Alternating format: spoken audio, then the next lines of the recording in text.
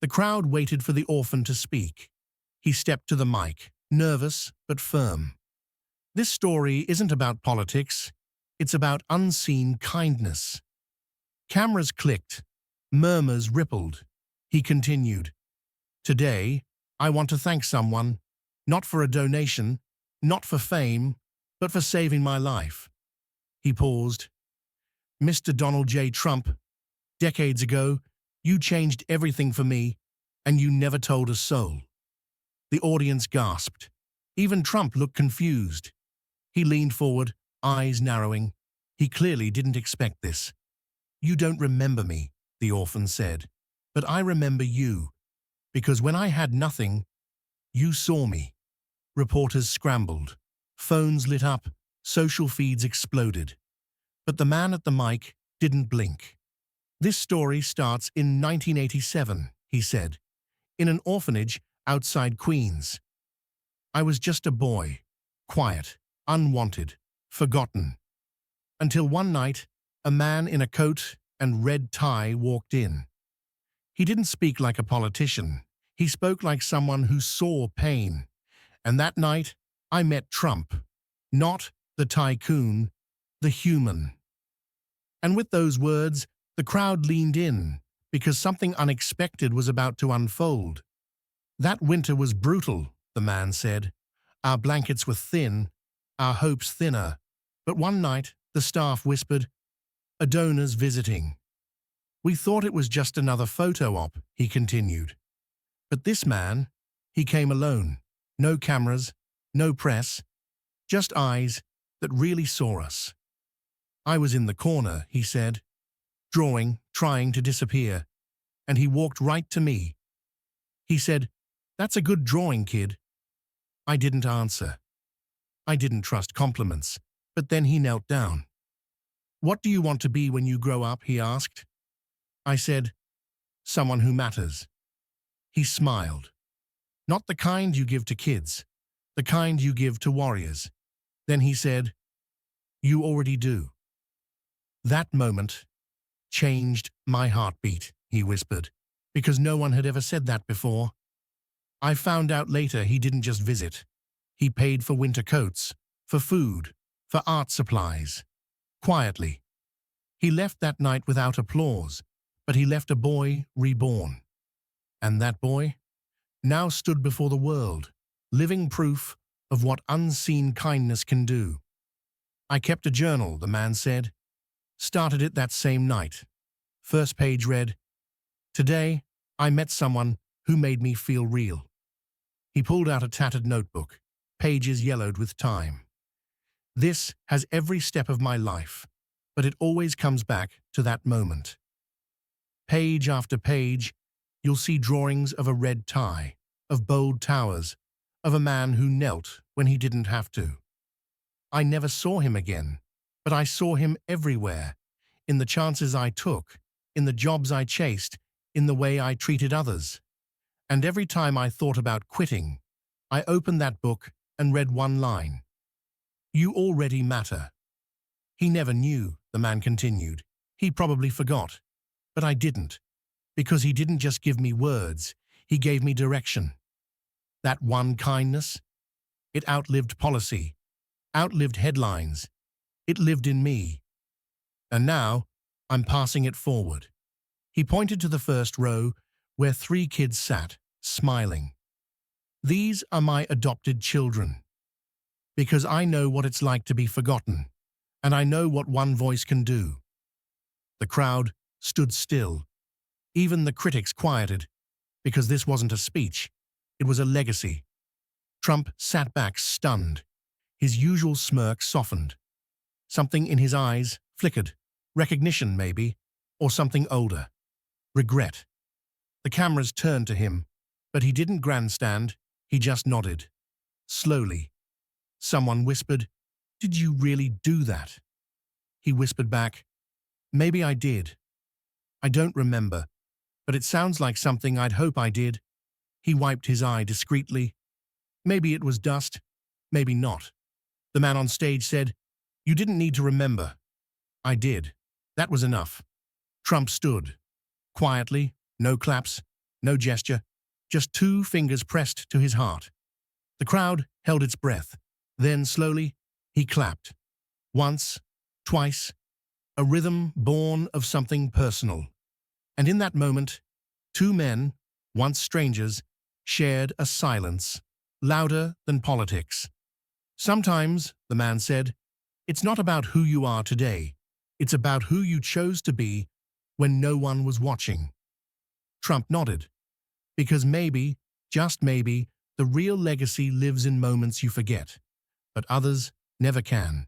Reporters swarmed the orphan-turned man after the event. Why now? Why tell this story today? He answered, because the world forgot kindness, and I want to remind them where it begins. Weren't you afraid to thank Trump? Someone asked. Number Y was afraid to forget what he did. It's not about who he is today, it's about who he chose to be that night. A man who saw a child when no one else did. Did he change your politics?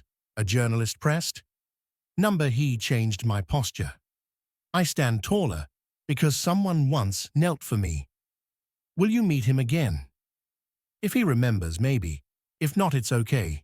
He already gave me more than most ever have. What would you say if you were alone with him now? He paused. Nothing. I'd just hug him. The cameras clicked. The world posted. But deeper than headlines, a seed was planted. One that didn't grow through argument, but through gratitude. And in that seed was something stronger than division. Grace. That night, the man returned home and pulled out an old envelope. It was addressed to Trump. Never sent. Sealed since 1991. Dear Mr. Trump, it began, you won't remember me, but I remember everything. The letter thanked him, not for the coats or food, but for the look in his eyes. It said, I mattered. I didn't know how to mail it, the man said. I wasn't sure it'd be welcome, but it carried everything I couldn't say. That night, he mailed it, finally, with no return address, no expectations, just faith that maybe the message would still arrive where it mattered most. Trump's assistant received it 3 days later. She cried reading it. She brought it to him. You should see this, she said. Trump read it. Once, then again. He folded it slowly, then placed it in his jacket. Some things, he said, matter more than towers. And for the first time in a long time, he felt remembered. Not for what he built, but for what he gave. The man launched a non-profit called Kneel First. Its mission? To train mentors to see the invisible kids. Because the best way to lead, he said, is to kneel first. Donations flooded in, not from celebrities, from former foster kids, teachers, custodians, janitors. People wrote, I was seen once too. The movement exploded, not politically, personally. The logo? A silhouette of a man kneeling before a child. That moment never left me, he said. So I made sure it never left the world. He named the first scholarship after his childhood drawing, Red Tie Fund. Because it wasn't money that saved me, it was presence. And now, presence had become purpose. Trump reached out, privately, asked to meet the man behind the story. They met in a quiet room.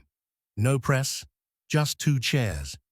Trump began, I don't remember that night, but I remember what it feels like to be forgotten. You gave me something too, he said. You reminded me what matters. They talked for hours, not about policy, but about parents, pain, past wounds. Trump said, I've been loud most of my life. Maybe now it's time to listen. The man replied, that's why I told the story. Not to change you, but to thank the part of you that already cared. They shook hands. No cameras, just warmth. Trump whispered, I wish I'd remembered sooner. The man smiled.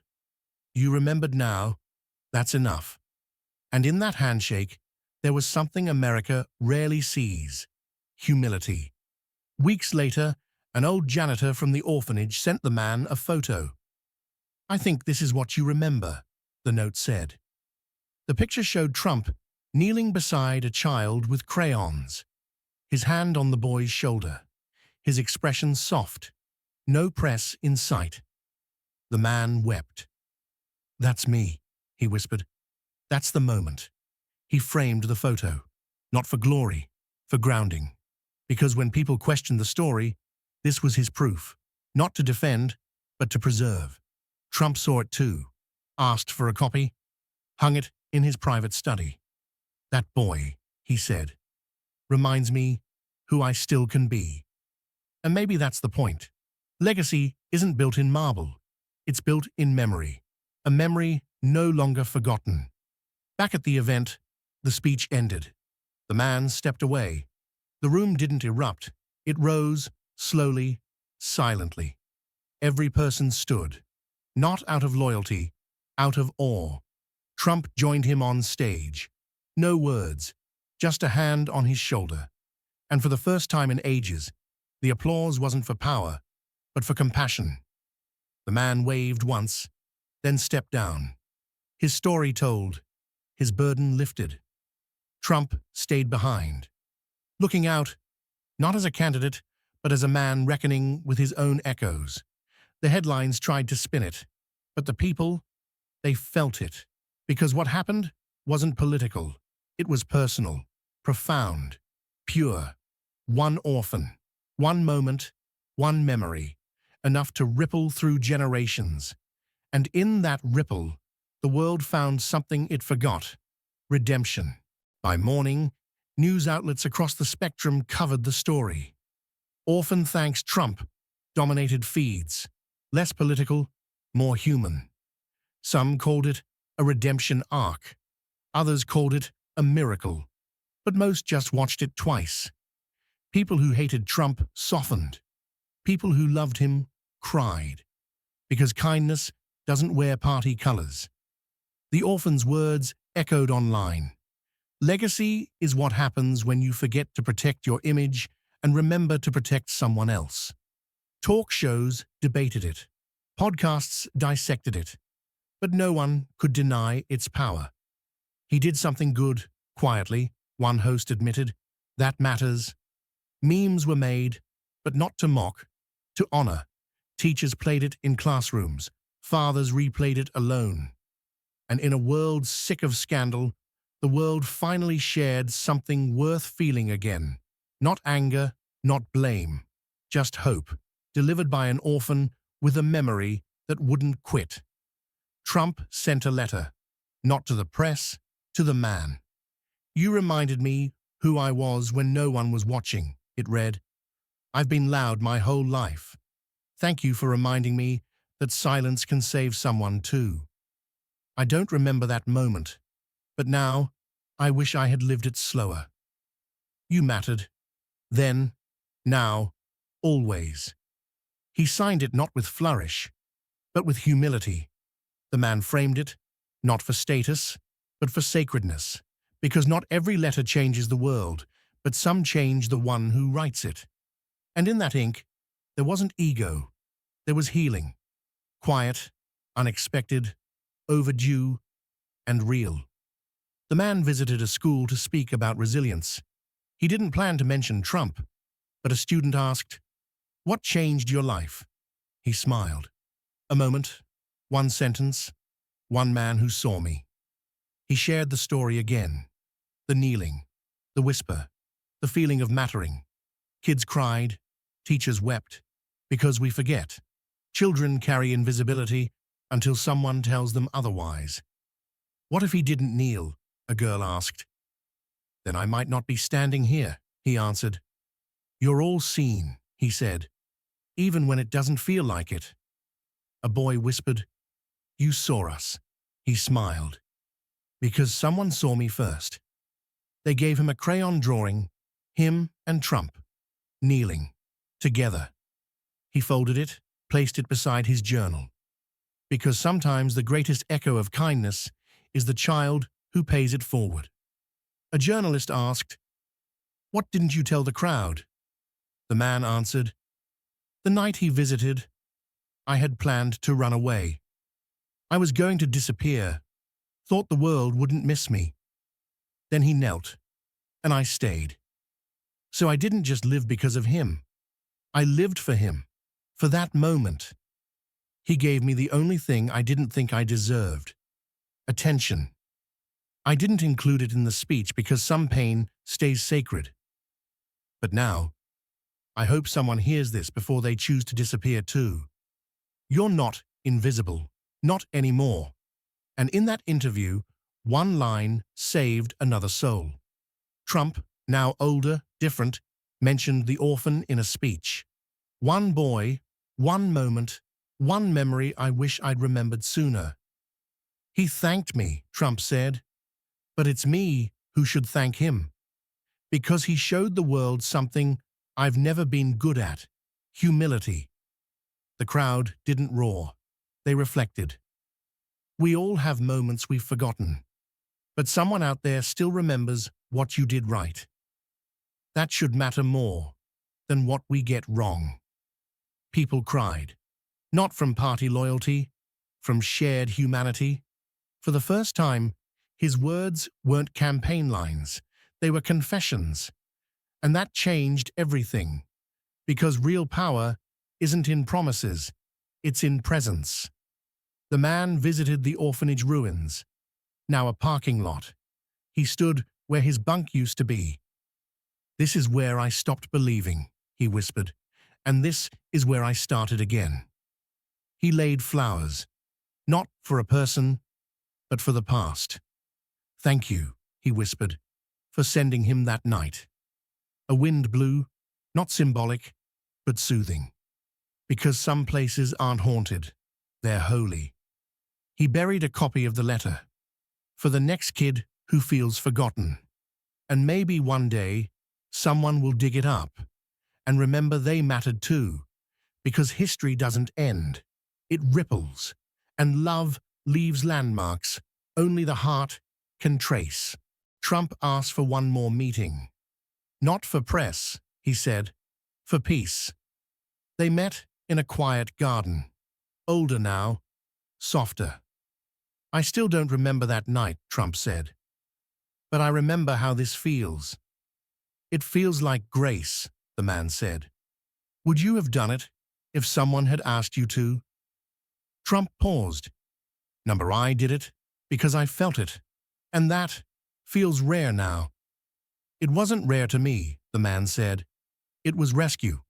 Trump took his hand. "Thank you for not giving up." "I couldn't," the man said. "You knelt for me, so I rose for others." And in that moment, neither of them was powerful. They were just two men, changed by mercy. And mercy never forgets. The man published a memoir, The Red Tie and the Whisper. It debuted to record sales, not because of fame, because of faith. Readers cried, not for sadness, for second chances. One review read, "This book heals something politics can't." Another, "It reminded me who I used to be, before the world hardened me." The final chapter read, "Kindness doesn't need a podium. It needs a moment." Trump wrote the foreword, "I don't remember that night, but I remember who I want to be now." People passed it around like scripture, not to argue, to soften, and it did. Years passed. The man aged, but he never stopped telling the story. "I don't share this to praise Trump," he'd say. "I share it to prove anyone can matter, even if they forget." His nonprofit reached every state, every forgotten child. He trained mentors not to fix, but to notice. "Your attention," he'd say, "is someone's turning point." He died peacefully, with his children around him. One held his hand and said, "Heaven remembers." His final whisper, "Tell them I kept going, because he saw me." Trump sent flowers, no note, just one word, in ribbon. Seen. And the world saw it too. Years later, a statue was built, not of Trump, not of the orphan. It was a kneeling figure, one hand on a child's shoulder. The plaque read, "For the one moment you think no one noticed, you changed everything." Visitors wept, not for fame, for memory. School tours stopped here. Teachers said, "This is how real power looks." A boy whispered, "That's what I want to be." A girl said, "That's what saved me." And in the crowd, someone placed a crayon drawing of a red tie. Because sometimes the world does remember. And when it does, it remembers the moments that were never meant to be seen. What do you believe waits for us after this life?